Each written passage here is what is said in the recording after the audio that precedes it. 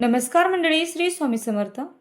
आपल्या पवित्र अशा हिंदू धर्मामध्ये वटपौर्णिमेचा सण महिला मोठ्या उत्साहाने साजरा करत असतात. ज्येष्ठ महिन्यामध्ये येणारी ही पौर्णिमा वटपौर्णिमा म्हणून साजरी केली जाते. आपल्या पतीला उत्तम आरोग्य आणि आयुष्य लाभण्यासाठी हे व्रत करण्यात येतं आणि या दिवशी वडाच्या वृक्षाची पूजा केली जाते. या व्रताला वटसावित्रीचं व्रत या नावाने देखील ओळखलं जातं. तर आजच्या या व्हिडिओमध्ये मी तुम्हाला वटपौर्णिमेच्या दिवशी सगळ्याच आपण महिला उपवास करत असतो, व्रत करत असतो, पण बऱ्याचशा स्त्रियांना खूप मनामध्ये शंका आहे की ताई, उपवासाला काय खाल्लं पाहिजे आणि उपवास नक्की त्याच दिवशी सोडायचा की दुसऱ्या दिवशी सोडायचा. आणि याशिवाय बघा, अविवाहित मुली किंवा गरोदर महिला या वटसावित्रीची पूजा करू शकतात का, त्याचप्रमाणे वडाची शास्त्रोक्त पद्धतीने पूजा कशी करायची, अशा बऱ्याच शंका आहेत. तर बऱ्याच तुमच्या प्रश्नांची उत्तरं मी तुम्हाला आजच्या या व्हिडिओमध्ये देणार आहे. त्यामुळे व्हिडिओ स्किप न करता अगदी शेवटपर्यंत नक्की पहा. यंदा 2026मध्ये 29 जून रोजी पहाटे 3:07 पौर्णिमा तिथी सुरू होईल आणि 30 जून रोजी पहाटे 5:27 ही पौर्णिमा तिथी संपेल. त्यामुळे उदय तिथीनुसार पौर्णिमा व्रत 29 जून रोजी पाळले जाणार आहे. आता तुमचा एक महत्त्वाचा प्रश्न असेल की वटपौर्णिमेचा उपवास कधी धरावा आणि कधी सोडावा. वटसावित्रीचा उपवास हा वेगवेगळ्या भागामध्ये, वेगवेगळ्या शहरामध्ये वेगवेगळ्या पद्धतीने करण्याची पद्धत आहे. तर तुमच्या भागात, तुमच्या शहरात कशा पद्धतीने वटसावित्रीचा उपवास केला जातो याची माहिती तुम्ही काढा आणि त्यानुसार प्रथम तुम्ही उपवास करण्याचा प्रयत्न करावा. आणि जर तुम्हाला माहिती मिळालीच नाही तर मग तुम्ही व्हिडिओमध्ये जे ऐकताय त्यानुसार तुम्ही उपवास हा करू शकता. माझ्या माहितीनुसार वटसावित्रीचा उपवास करण्याच्या 3 पद्धती आहेत. त्यातील पहिली पद्धत जी आमच्या भागामध्ये केली जाते ती म्हणजे वडाची पूजा करेपर्यंत उपवास धरला जातो. या वेळेमध्ये वडाची पूजा करेपर्यंत तुम्ही चहा घेऊ शकता, दूध, कॉफी घेऊ शकता, एखादं फळ किंवा ज्यूस घेऊ शकता, पण फराळाचे कोणतेही पदार्थ खाल्ले जात नाही. डायरेक्ट वडाचं पूजन झाल्यानंतर जो काही आपण पूर्णावरणाचा स्वयंपाक केलेला आहे तो जेवण करून हा उपवास जो आहे तर तो सोडला जातो. दुसरी पद्धत म्हणजे काय की दिवसभर उपवास केला जातो. दिवसभर उपवासाचे फराळाचे पदार्थ खाल्ले जातात, चहा, दूध, कॉफी, फळे घेतली जातात आणि रात्री चंद्रोदय झाल्यानंतर उपवास हा सोडला जातो. बऱ्याच भागामध्ये यानुसार देखील उपवास हा केला जातो. या व्यतिरिक्त तिसरी पद्धत आहे, बऱ्याच भागामध्ये अगदी 24 तासांचा उपवास केला जातो. म्हणजे हा वटसावित्रीचा संपूर्ण दिवस रात्र उपवास धरला जातो. फराळाचे पदार्थ खाल्ले जातात आणि दुसऱ्या दिवशी, वटपौर्णिमेच्या दुसऱ्या दिवशी हा जो उपवास आहे तो सोडला जातो. यानुसार किंवा बऱ्याच जणांकडे तर या दिवशी फक्त पाण्यावर हे व्रत केलं जातं आणि दुसऱ्या दिवशी जेवण करून हा जो उपवास आहे तर तो सोडला जातो. तर तुमच्या पद्धतीनुसार तुम्ही उपवास हा करू शकता. दुसरा प्रश्न म्हणजे जर तुम्ही गरोदर असाल, पहिला, दुसरा, तिसरा, चौथा, पाचवा, 6वा यापैकी कोणता महिना सुरू असेल तर मग अशा वेळेला तुम्ही वटसावित्रीचा उपवास करू शकता का आणि वडाची पूजाही करू शकता का. तर बघा, तुम्ही करू शकता. घरच्या घरी करा किंवा वडाच्या झाडाजवळ जाऊन तुम्ही करा, ते तुमच्यावर आहे. पण तुम्ही उपवास करू शकता आणि वडाची पूजा देखील करू शकता. आणि मासिक पाळीचा 4था दिवस आहे, मग 2 वेळा डोक्यावरून पाणी घेऊन नंतर वडाची पूजा केली तर चालते का, तर नाही चालत. तर मग अशा वेळेला तुम्ही फक्त व्रत करायचं, म्हणजे वटसावित्रीचा उपवास तुम्ही करायचा. तुमच्या तिथे कशा पद्धतीनुसार केला जातो त्यानुसार तुम्ही उपवास करा, मात्र तुम्ही वडाचं पूजन हे करू शकत नाही. आता या दिवशी आपण वडाची पूजा कशी करावी ते देखील पाहूया. तर आपण ज्या दिवशी वडाच्या झाडाची पूजा करणार आहोत ना, त्या दिवशी सकाळीच आपण आंघोळ वगैरे झाल्यानंतर सूर्यदेवांना अर्घ्य वगैरे देऊन या उपवासाची सुरुवात करू शकतो. त्यानंतर घरातल्या देवांची पूजा करून किंवा तिथे संकल्प वगैरे घेऊन ज्येष्ठ मंडळींचा, आपल्या पतींचा आशीर्वाद घेऊन आपण लगेच वटवृक्षाला जाऊ शकतो. किंवा मग ज्येष्ठ मंडळींचा आशीर्वाद घेऊन झालं की आपण वटवृक्षाला जाऊन यायचं, त्यांची पूजा करायची आणि तिकडून आल्यावरती आपण आपल्या पतीचंही औक्षण करायचं आणि त्यांचंही दर्शन घ्यायचं, जेणेकरून एक पूर्ण पद्धतीने आपल्याकडून वटवृक्षाची पूजा झाली आणि आपल्या पतीचीही पूजा झाली असा त्याचा अर्थ होतो.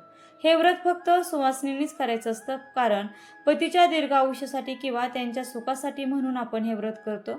तर नक्की सुवासिनी स्त्रियांनीच हे व्रत करावं. बघा, एक गोष्ट लक्षात ठेवा, देवपूजा तशीच राहून द्यायची, दार स्वच्छ करायचं नाही, उंबरठ्याचं पूजन करायचं नाही आणि डायरेक्ट स्वयंपाक किंवा वडाचं पूजन करायचं, तर हे अतिशय चुकीचं आहे. त्यामुळे दार स्वच्छ करून दारात रांगोळी काढून त्यानंतर घरातील म्हणजे देवघरातील देवांची पूजा करूनच आपल्याला वडाची पूजा जी आहे तर ती करायची आहे. त्याचबरोबर बऱ्याच जणी हाही प्रश्न विचारतात की एखाद्या मुलीचं समजा लग्न जमलेलं आहे आणि सुपारी वगैरे सुद्धा फुटलेली आहे किंवा कुंकू वगैरे लावून झालेलं आहे. आजकाल बघा साखरपुडा किंवा सुपारी फुटणे या कार्यक्रमामध्ये कुंकू वगैरे त्या नववधूला लावतात, पण जोपर्यंत आपल्या गळ्यामध्ये मंगळसूत्र घातलं जात नाही, जोडवे घातले जात नाही, आपल्या भांगेत शेंदूर भरला जात नाही, तोपर्यंत आपल्याला वटवृक्षाची पूजा करता येत नाही. तुम्हाला समजा योग्य पती मिळावा म्हणून व्रत करायचं असेल आणि मग त्यासाठी हे वटसावित्रीचं व्रत करावं का, हाही प्रश्न असेल तर हाही प्रश्न तुमचा चुकीचा आहे. त्यासाठी हरतालिका हे भाद्रपद महिन्यातलं व्रत केलं जातं किंवा भगवान शिवशंकरांच्या संबंधितली जी काही व्रत वैकल्ये असतात ती सुद्धा करण्याचा सल्ला हा दिला जातो.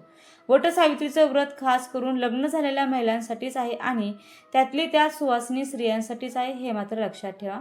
आता मी तुम्हाला या व्रताचा शास्त्रशुद्ध विधी सांगते, जेणेकरून ज्या महिला अगदी पहिल्यांदाच वटसावित्रीचं व्रत करणार आहेत. आता आपण वटपौर्णिमेचं व्रत करण्यासाठी पूजा साहित्य काय लागतं आणि आपण ती पूजा कशी करावी याबद्दलची माहिती घेऊया.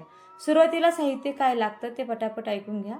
हळदी कुंकू, त्याचबरोबर धूप, दीप, अगरबत्ती, निरांजन, 5 फळे, खास करून आंब्याचा मान असतो तर आपण 5 आंबे घेतले तरीही चालेल. त्याचबरोबर पूजा करण्यासाठी फुलं लागतील, दिवा ठेवण्यासाठी थोडेसे तांदूळ न्यायचे आणि पूजा करण्यासाठी सुद्धा आपल्याला अक्षता लागतात तर त्याही घ्यायच्या.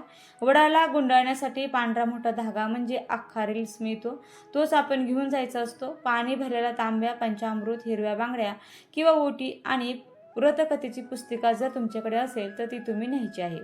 आता मी तुम्हाला वटपौर्णिमेची पूजा विधी सांगते. वडाची पूजा करायला जाताना एकदम दुपारी 12 वाजता वडाची पूजा करू नका आणि संध्याकाळी सूर्यास्त व्हायच्या आत तुम्हाला वटसावित्रीची पूजा ही करायची आहे, हे मात्र लक्षात ठेवा. आणि ज्यांना ज्यांना शक्य असेल त्यांनी 12च्या अगोदर पूजा केली तरी योग्य आहे.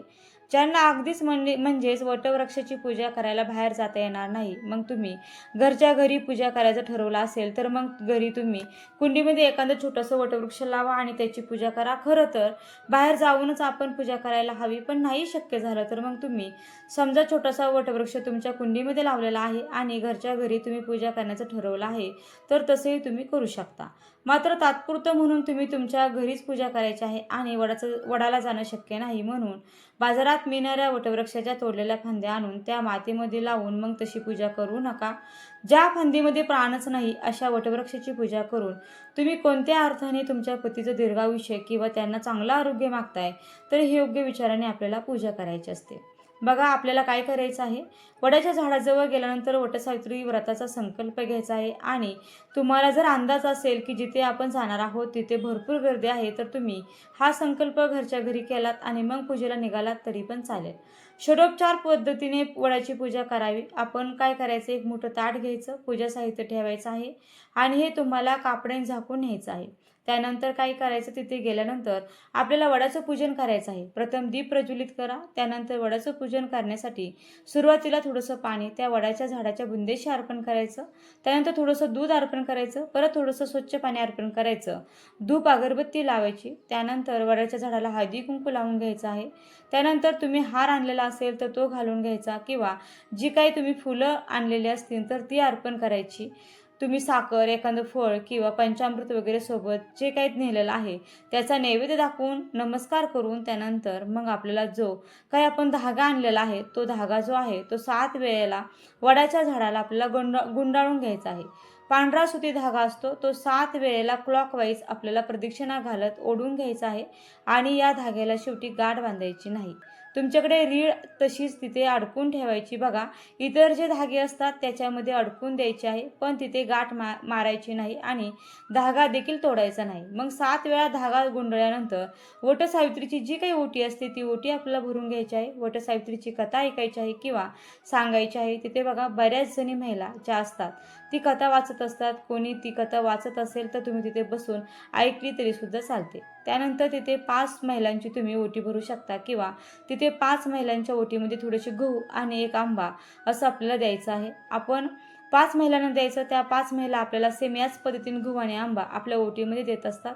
तर या दोन्हीपैकी तुमच्याकडे जे करण्याची पद्धत आहे ते तुम्ही करू शकता किंवा या दोन्ही पद्धती तुमच्याकडे नसतील तर तिथे आहेत त्या महिलांना किंवा तुमच्या ओळखीच्या महिलांना किंवा कमीत कमी 5 महिलांना तुम्हाला हळदी कुंकू जे आहे ते लावायचं आहे. आणि त्यानंतर मग आपण आपल्या घरी येऊ शकतो. आणि त्यानंतर घरी आल्यानंतर बऱ्याच जणांच्या घरी बघा या दिवशी पतीचं औक्षण करण्याची पद्धत आहे. मग घरी आल्यानंतर पतींना औक्षण करायचं आणि त्यानंतर पूर्णावरणाचा जो काही आपण स्वयंपाक बनवलेला आहे तर तो खाऊन आपल्याला उपवास आहे तो सोडायचा असतो. आता ज्या महिला गर्भवती आहेत त्यांनी ही पूजा करायची, पण मग एकमेकींची ओटी भरायची नाही आणि कुणाकडून स्वतःची ओटी भरून सुद्धा घ्यायची नाही. तुमची ओटी अगोदरच भरलेली आहे आणि त्यामुळे तुम्ही फक्त उपवास करायचा आहे. 6व्या महिन्यानंतर महिलांना जरा अवघडल्यासारखं होतं, जास्त वेळ पूजेसाठी बसणं किंवा एका जागी बसणंही अवघड होतं. तर मग यावर्षी पूजा करायची की नाही हे तुम्ही तुमच्या तब्येतीनुसार ठरवावं. वटवृक्षाची पूजा करून स्त्रिया मला व माझ्या पतीला आरोग्यसंपन्न दीर्घायुष्य लाभू दे, धनधान्ये मुले नातू यांनी माझा प्रपंच विस्तारित व संपन्न होऊ दे अशी प्रार्थना करत असतात.